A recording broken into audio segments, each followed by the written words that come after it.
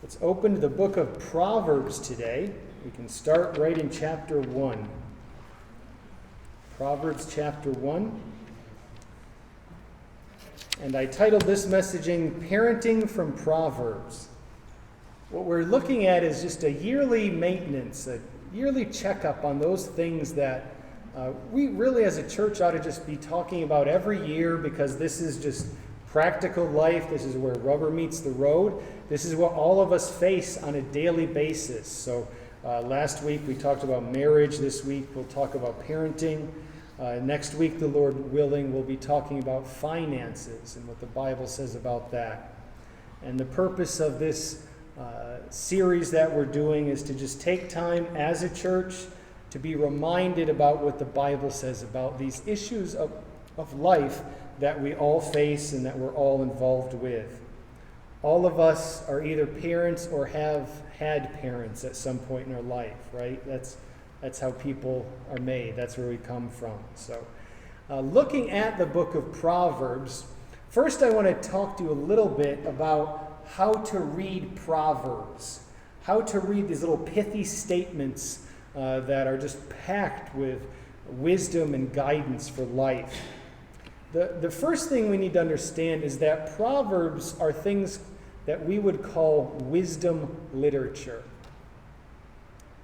Wisdom literature. And Ezra, is my... there we go. So Proverbs are what we call wisdom literature. Remember, different books of the Bible are telling you things in different ways, right? We just got through Genesis. And how does Genesis tell you its truth? Well, it tells it in a story form. It recounts things, has characters and events and plots, right? We sing a psalm every week. Well, why do we sing psalms? Because psalms are songs. Okay, so that's the kind of literature that psalms are. They're songs, in a sense. When we read Paul's epistles are kind of logical, line-by-line arguments that he's building, constructing a kind of logical reasoning, and he's giving you main points, almost like sermons.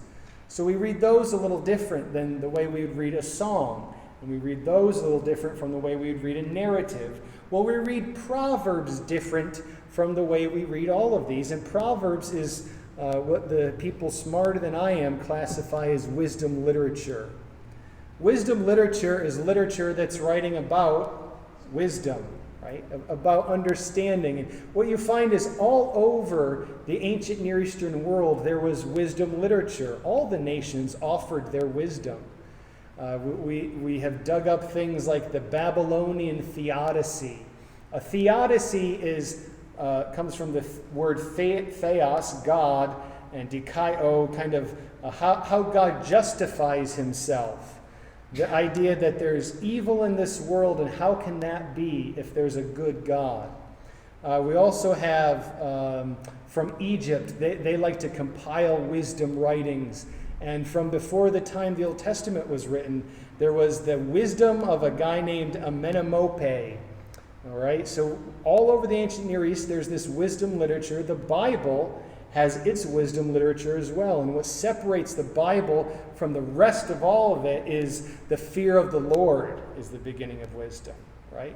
Now, someone outside in the world can know and have knowledge of wisdom and what works in this world, but he doesn't have the fear of the Lord, so he can't live in the wisest way possible, you know.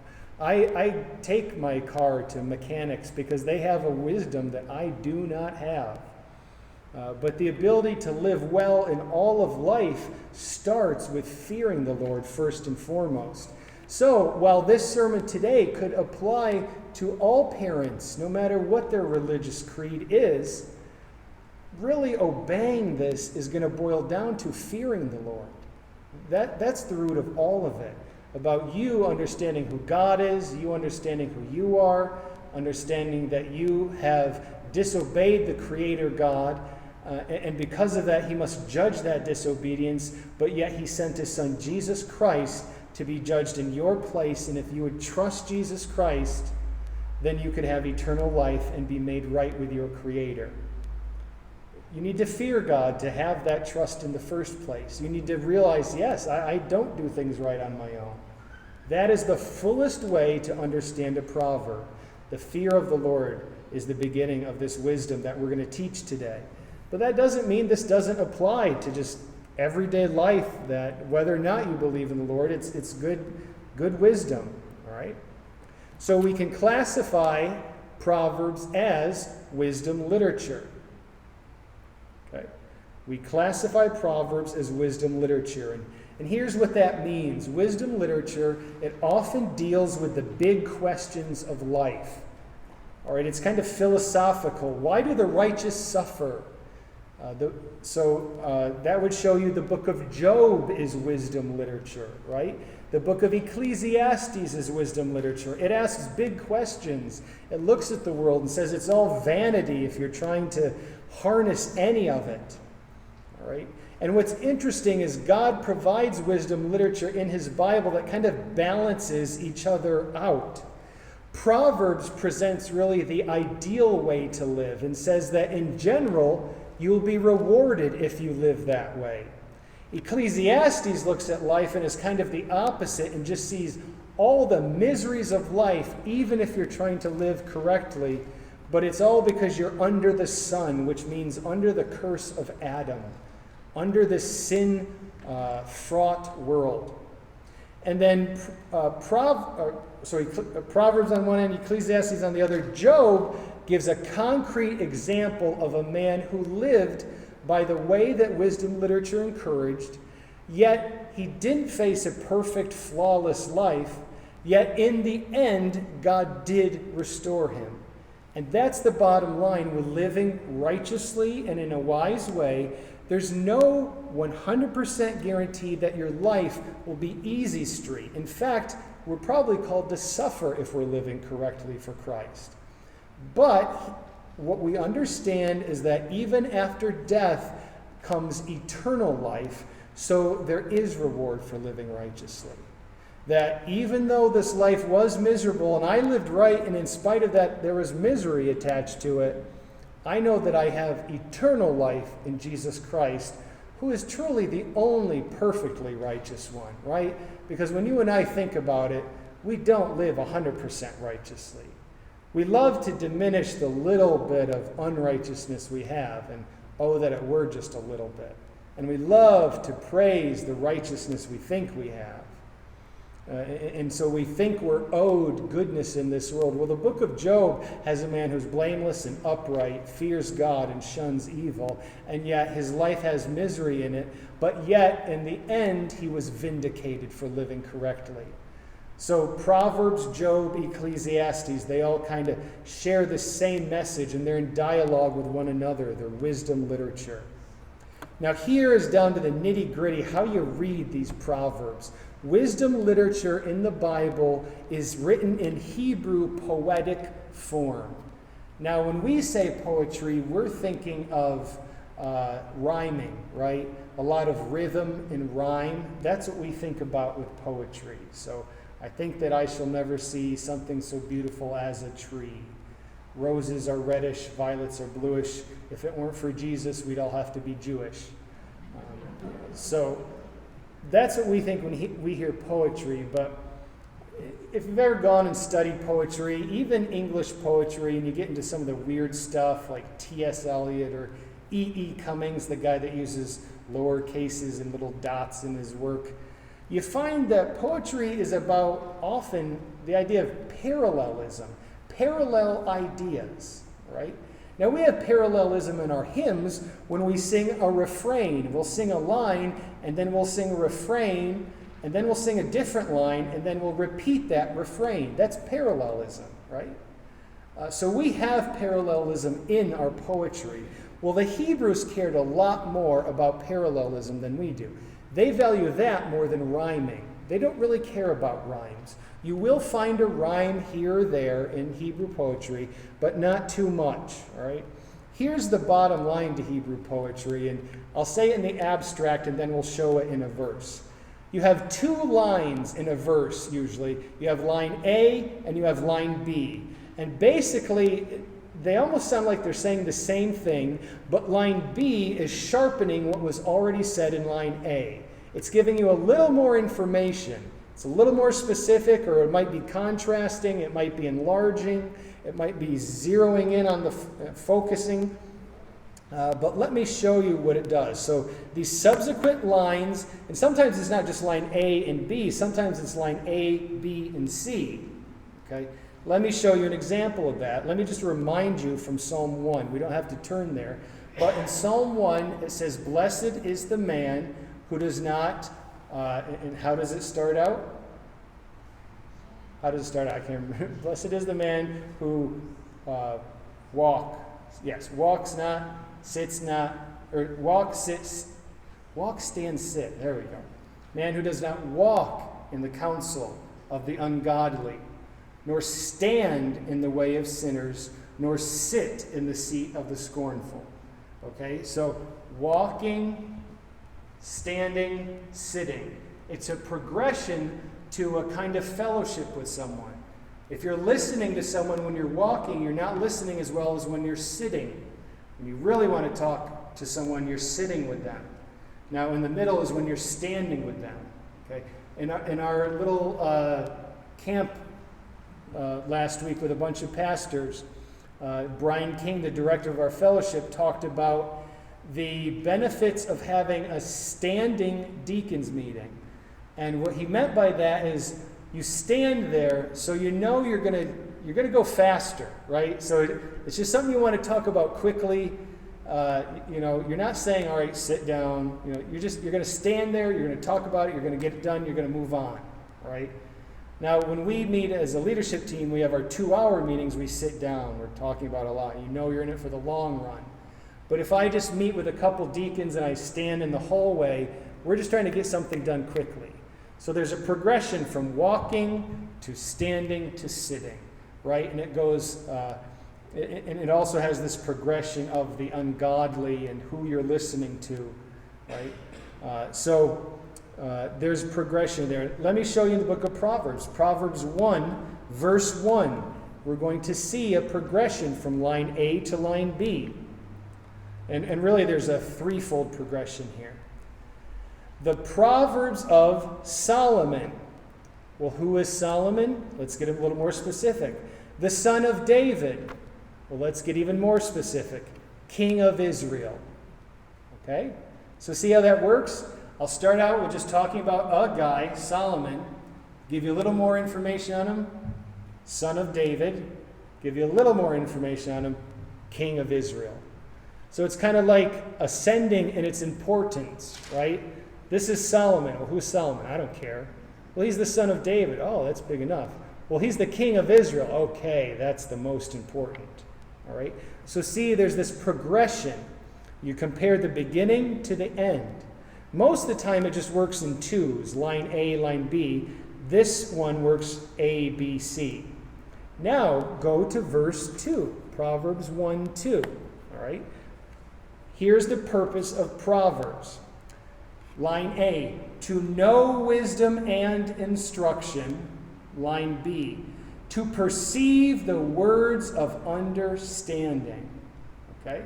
So let's compare the two. On the one hand, you're knowing something.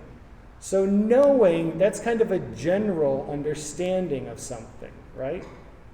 Now, what is the verb in the next line that is compared to know? To perceive. Now, when you perceive something, you're grasping it a little more than just knowing it, right? You're understanding and you're perhaps even knowing how to use that information, right? I know a car has an engine in it. I don't perceive how that engine works at all, right? I hardly know how the engine works. Something about firing and pistons and gas and starting. And sometimes a key is used, but on one of my cars, the key is not used. I just push a button. I know that I push a button. I don't perceive how that creates a system of pistons moving up and down, right? Okay, now let's look at line A and B again. To know what? Wisdom and instruction. Now that's compared to perceive words of understanding. All right, so each of these words has its own kind of shade of meaning. So the proverb writer here is trying to get you to think about and contrast these different lines. Wisdom, as you look throughout the book of Proverbs, is skillful living. Wisdom is skillful living in the book of Proverbs. Instruction is a little different from wisdom in that instruction is focusing on the process of gaining wisdom. Right? So there's a difference between wisdom itself and instruction, which is the process of gaining it. Instruction is like the curriculum for getting wisdom. And you know what, folks? Unfortunately, and I say unfortunately, but I shouldn't say that because it's God's wise plan, but the curriculum of learning God's Word is not just reading and studying. Oh, that's part of it. But God gives us trials in life to understand it as well. And boy, I wish that weren't so. But folks, I'll tell you, when you've been through a trial that confirms what you've learned intellectually about God's Word, that makes that truth stick more than anything, right? I loved the hymn, "O God, our help in ages past," all right? But the Wednesday after my wife and I first found out she had cancer, and we went to our church and told that to the church, and then I tried to lead us singing, "O God, our help in ages past," I'd never sung that song with such vigor and emotion before, because I was counting on that God to get us through something that he had gotten many saints through before. And I was looking at a God of the past, not some God that I didn't know, but a God of the past that had gotten me through 35 years of life, had always given saints what they needed and more, and had abundantly blessed us. So when I sang that meant so much more.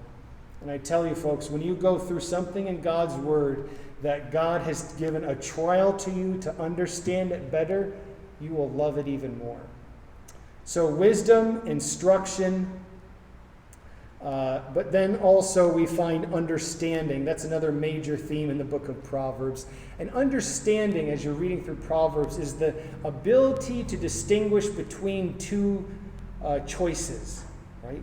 Good and evil, black and white. Our world loves to make things gray, right? And that's very confusing for the believer. What should I do in this time? Well, you can do this or this. And I know I've had times in life where I failed as a pastor, where I had a man ask me my thought on something, and sometimes I come from the academic world, so I give him a million different sides on both ends. And I just overwhelmed the poor man, and he said, "I just wanted this or this. I didn't want 20 different situations here. Why do you have to give me all that?"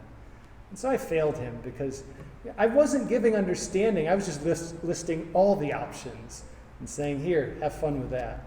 Wisdom and the instruction you gain from that, and understanding is the ability to say, "I should do this and not this." Even when it's a choice between good and best.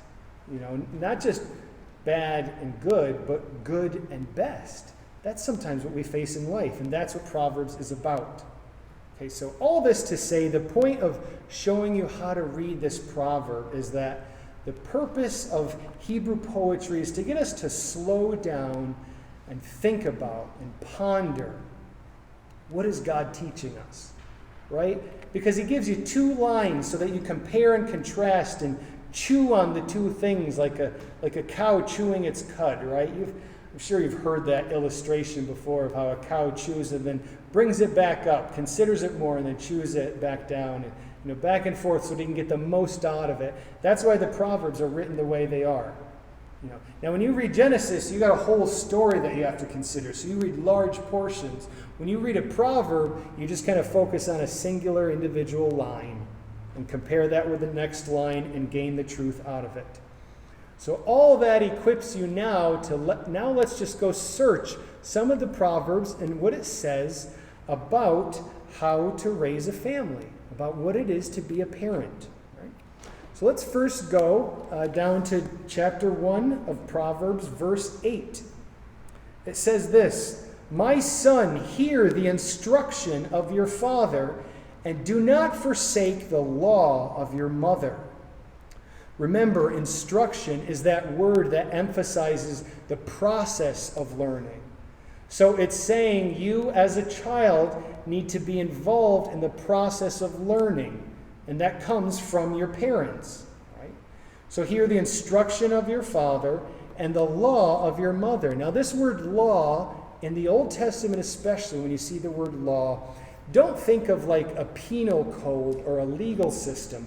Think about an instruction, a way of life, right?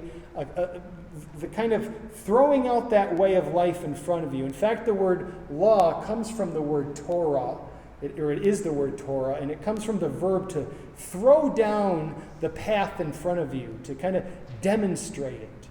So that's what the law is about, demonstrating and throwing it and putting it out there, clearly presenting to your child that.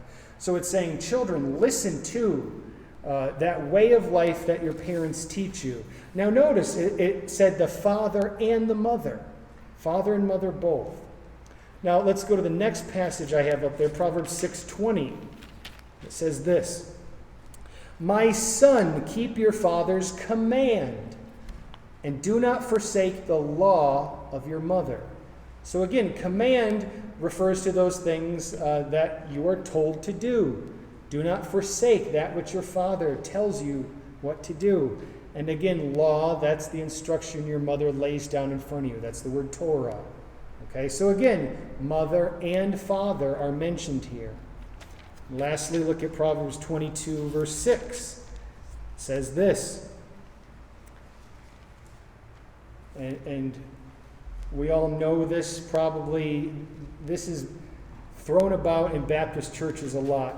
Train up a child in the way he should go, and when he is old, he will not depart from it. Okay?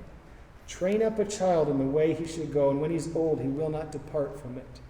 Now, knowing what we know about the book of Proverbs, knowing that it gives you two statements and you're supposed to compare and contrast line A to line B, what this is saying is that this verse is not just some blanket promise, because the book of Proverbs is not a book of promises necessarily. All right? What this is saying is it's contrasting when someone is young and when someone is old. All right? If they are to be obedient when they are old, they need to have been trained when they are young. You can't teach an old dog new tricks. Now, sometimes that happens by the grace of God. But this is saying, for the most part, if you want to have success in your older stages of life, you need to be trained at that from the beginning. All right? It's not giving you a promise or a way to feel guilty, so that if your child who is older departs from the faith, it just all falls back on you, and I have to say, well, I clearly didn't train him up because he's old and he's departed from it. That's not what the verse is creating. It's not creating that kind of scenario. It's giving you two lines to ponder. It's helping you see old versus young. Training, living out that training. Okay? So don't use and weaponize this verse against people who have adult children who have walked away from the faith. I think we have used this verse as a guilt verse too much, and it's because we're simply not understanding the way Hebrew poetry works. We're not letting the verse speak for itself, and I'll show you that later in the sermon. So by way of application, here are some principles for parenting from these verses that we read. First one, you're going to say, well, duh, but anyway. It is the duty of parents to instruct children. Okay, that's what goes in your notes there. It's the duty of the parents to instruct the children. First of all, let me say this. It's not the other way around. And unfortunately, our culture gets that way. It gets it mixed up. Our modern world thinks it's about listening to your children and understanding what they want. And I see a lot of parents who bargain with their children, or who try to sit down and say, well, what's your perspective?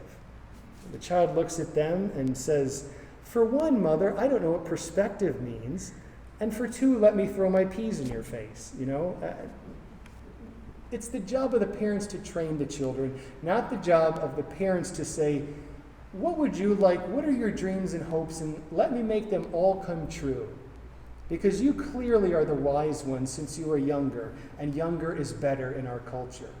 Folks, that's how we've gotten to this place, is that we value what's new rather than what's old. It's the duty of the parents to instruct the children, not the other way around, okay? That's why we have poor children, not even teenagers, children on hormone therapy to stop them from being the gender that they were born with. Because we're letting children instruct the parents.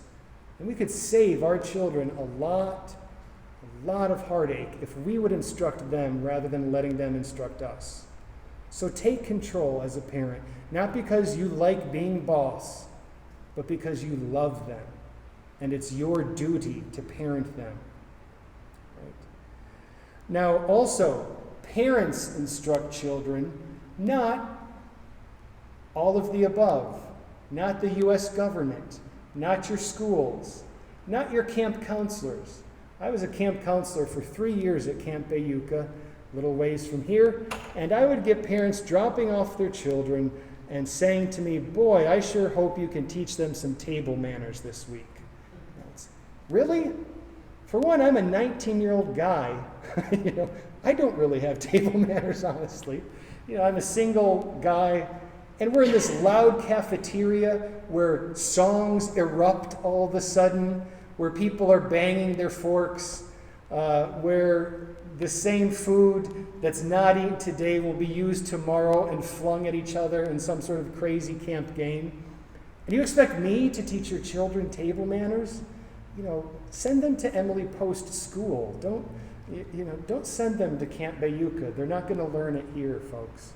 Not that Camp Ithaca isn't wonderful at table manners. I'll give them that commercial, right? There is another camp I speak at, Camp Susquehanna. If you get caught with your elbows on the table, oh boy, the ridicule you receive. You can get thrown in the creek for that one. They love a good creaking there at Camp Susquehanna. But it's the duty of the parents. Now that doesn't mean we can't get help. I don't know how to play violin, so someone else teaches my son and my other children to play violin. But I'm guiding that process, right? It's the same thing with school. You can be as involved, or you can be very involved with your child in another school where other people teach them. Our family, we homeschool. We're more involved on the daily, day-to-day. But you can still be involved even if you send them to school. Be involved. Take charge. It is your duty. It is not the duty of the teachers. And think about the fact that if you send them off to school, they can be with a teacher more than they're with you. So you're going to have to put in some real quality time when they are with you. Be aware of that. Teach them. It's your duty. Okay? Now let's talk about the idea of the rod or discipline. Sorry, I didn't finish yet. It's the duty of the parents to teach the children. Next, the parents must live out what they are teaching. Okay? That's what instruction is. I can't instruct you on something and then not do it, not live it out. I can't be a hypocrite. Your children are going to see that, see right through it, ignore it, and depart from it. And then lastly, do I have that up there? The parents must be unified in their discipline. The parents must be unified in their discipline. Did you see what it said in every verse? My son, listen to your father and listen to your mother, right? Both parents. The idea being the same things coming from both of us. Don't let your kids play you off one another. I hope you consider a grave sin when one child asks you for something, you say no, they go to the next parent, that parent says yes. If you find out about it, make sure you let your child know that is not acceptable, right? Don't try to become the favorite parent by, letting the kids do what they want when the other one isn't around. Now, this might be especially true in a divided household. This is good advice if parents aren't together. I've seen this kind of thing weaponized where the dad who doesn't get the kid as much only takes the kid to Disney World and only does the fun things, and the mom has the day-to-day take them to school, make them eat vegetables, and goes to the dad, and the dad it's pizza and ice cream all the time. Folks, we can't do that. We have to be unified in our discipline. And I'd encourage you, even if you have a situation where you are sharing parenting and not in the same household, still you can obey this principle. Get on the same page with your child's other parent, right? Just so that you present a unified front that is more stable for children. Don't let your children divide and conquer you, right? If it's warfare, your children is the enemy, not your spouse. It's them against you, folks.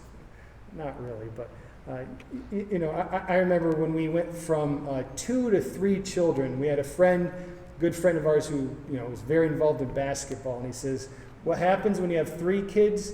You go from man-to-man defense to now you have to play a zone defense, right? Because there's not enough of you. So if you know basketball, that's the Jim Boeheim way of playing defense. And folks, it really is defense against some of those kids out there. We got to just admit to that. So be unified in your discipline, right? Well, these next ones, we're running out of time rapidly.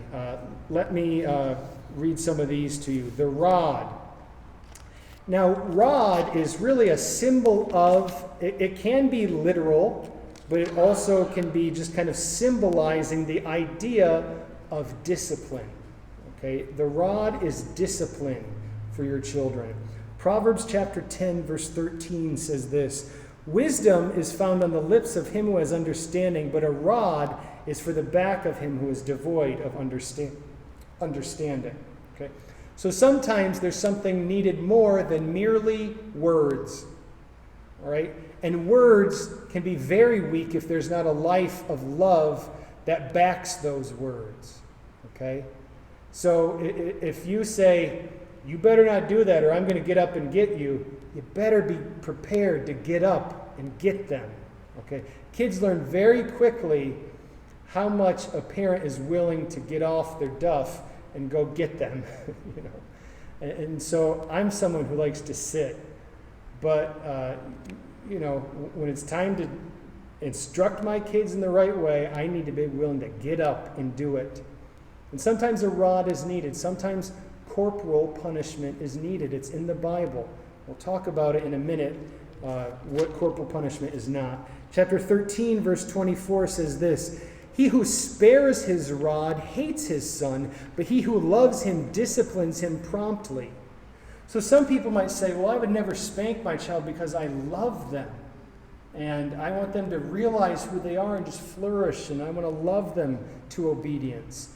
And the Bible is saying sometimes words just don't work. And it's not unloving to use corporal punishment to direct your children. Okay? Proverbs 22, verse 15 says this, foolishness is bound up in the heart of a child. The rod of correction will drive it far from him. Okay? So this is saying, a child is not at his heart just good and wonderful, and you just need to let it out. Let the child get it out. Bring him out of his shell. It's saying inside the child is rottenness and foolishness, and you don't need to let him express himself. You need to discipline it out of him. All right? Now you need to be understanding of your children's personalities. Some are harder in head and hearts and bottoms than others, right? So you need to understand that and deal with them appropriately. Proverbs 23:13 says this, do not withhold correction from a child, for if you beat him with a rod, he will not die. We look at that in the 21st century and say, whoa, whoa, whoa. I don't think that's on the law books.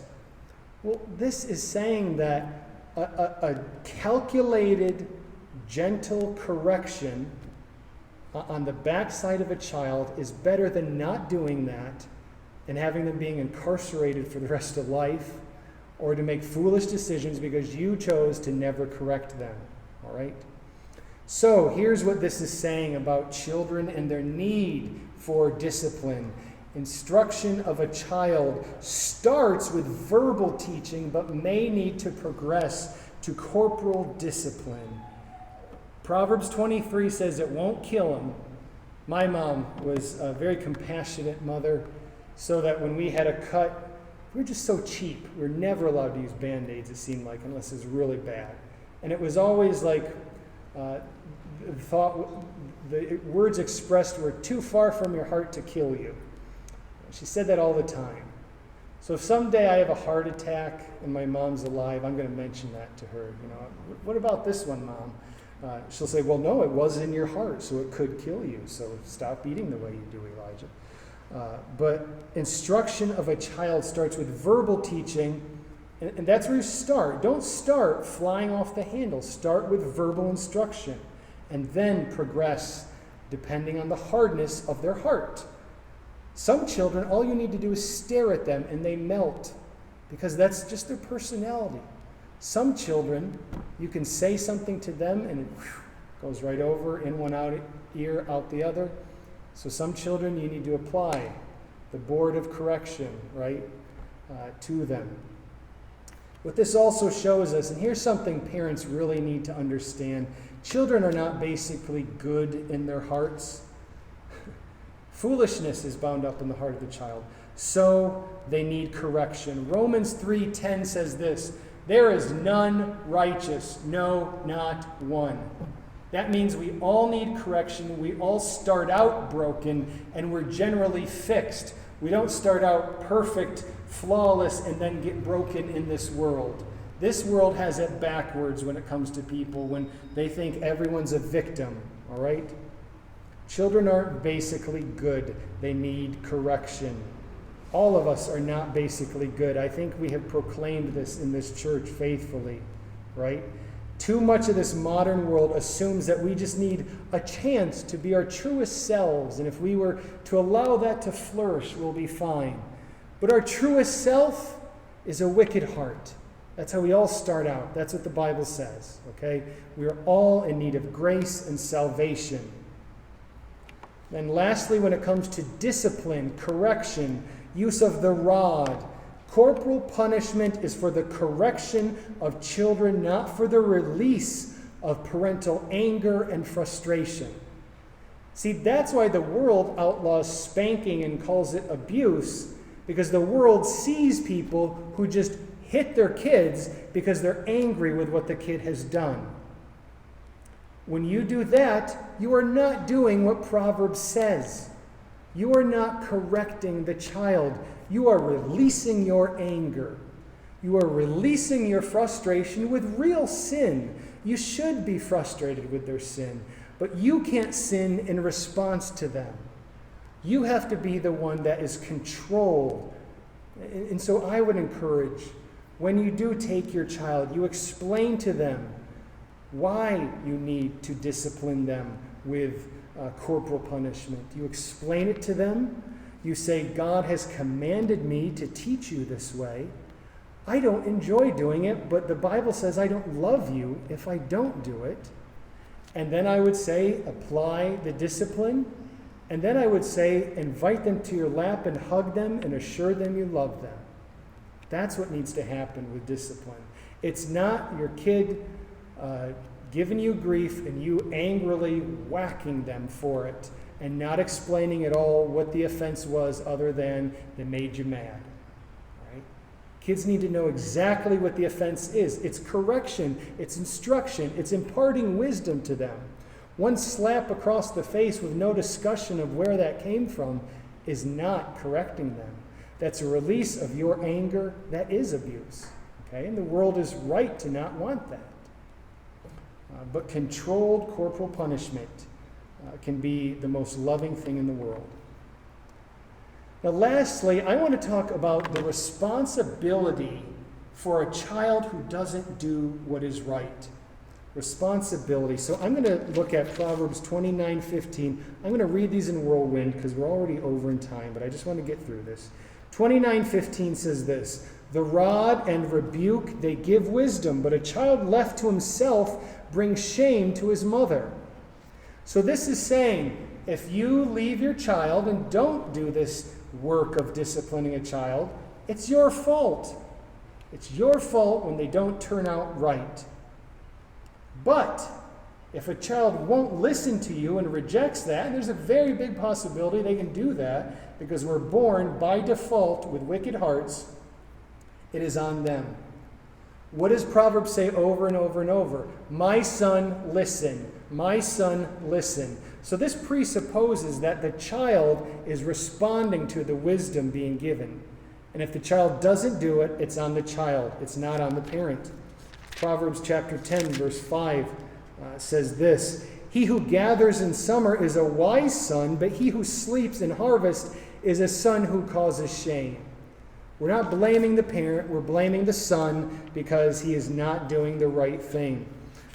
Proverbs 13:1, "A wise son heeds his father's instruction, but a scoffer does not listen to rebuke." It doesn't say the child of a failed parent doesn't listen to rebuke. It says a scoffer. It puts the onus on the child. Proverbs 17, verse 21 says this, "He who begets a scoffer does so to his sorrow, and the father of a fool has no joy." Okay? And then lastly, Proverbs 23:22 says this, "Listen to your father who begot you, and do not despise your mother when she is old."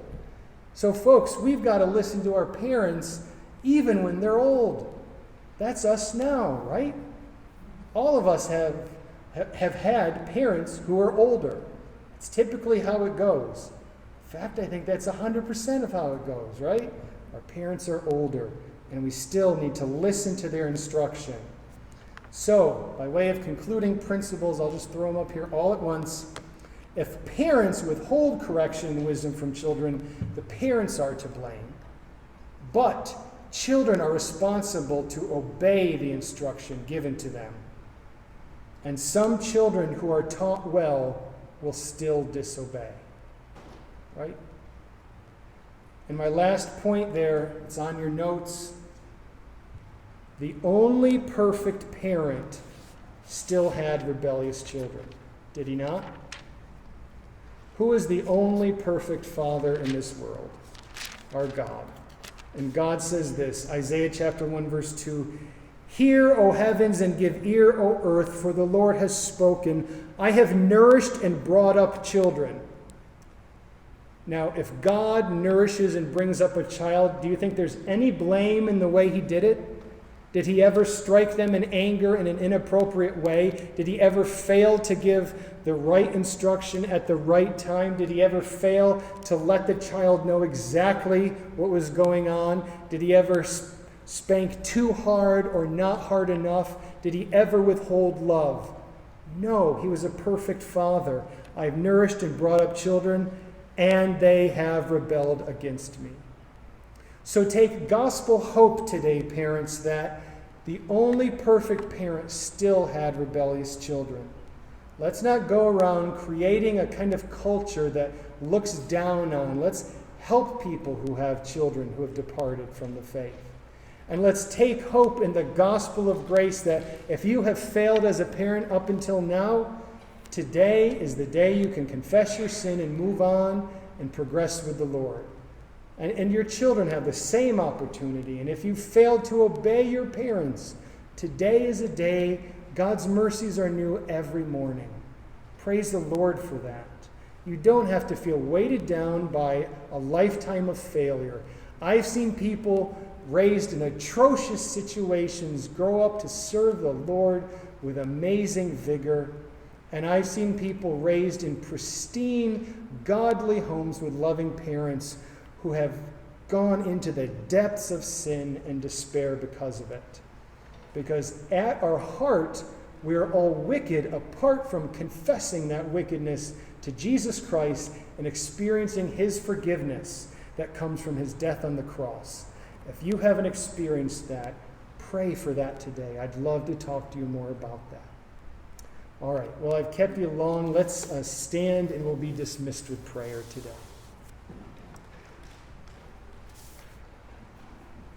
Our Heavenly Father, I pray with the Apostle Paul that we would not be children tossed to and fro by winds of doctrine, but that we would raise our children according to your word, that you would help us to be fit to meet the task. And Lord, if we have a new generation of grandchildren we're helping with, I pray you give us new opportunities there. Lord, I pray for our children that they will not depart from those things that we have taught them. But Lord, help us to teach them in the first place, knowing that they won't know unless they're taught. Lord, thank you that children are blessings that come from you, and that we are truly blessed if we have them. In the name of Jesus, I pray today. Amen. You are dismissed.